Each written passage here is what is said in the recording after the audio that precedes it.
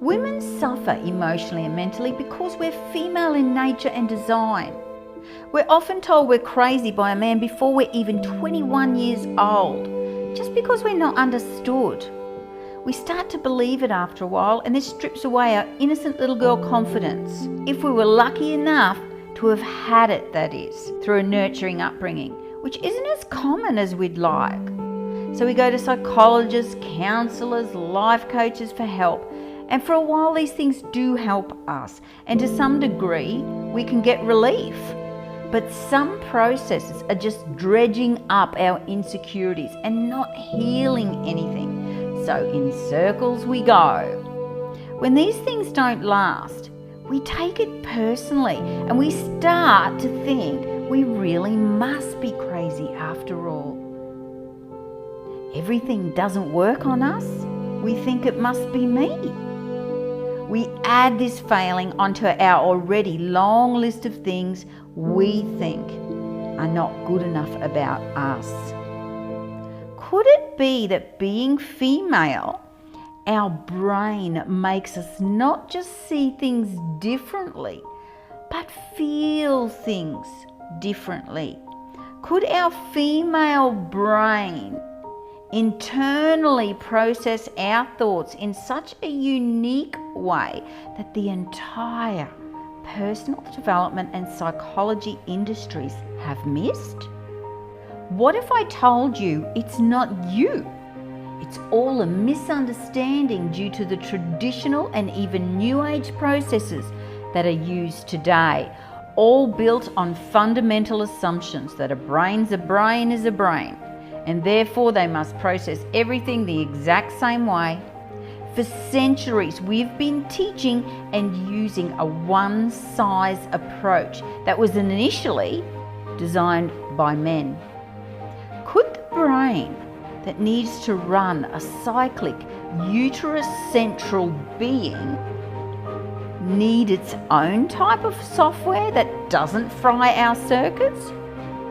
What happens if you try to use Android apps, but you're an iPhone? Well, one lady hypothesized this and went back in history to the times when psychology was first discovered to see what they could have missed.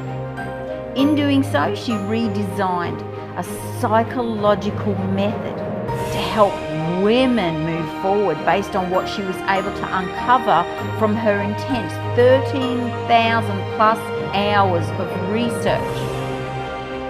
Initial testing proved her hypotheses right. She tried the process on males and it didn't work. Yet for women, it was causing an irreversible transformation. Her process, unlike psychology, meant she needed to know little history about a client or patient, except to know how they were still being affected from it now. The client is taken on a journey. Her eyes are closed so that she can focus, and it's here she's guided through a story where she's so disconnected from any traumas, she's not even in the story. She goes on a voyage to solve problems for others experiencing a similar nature to hers.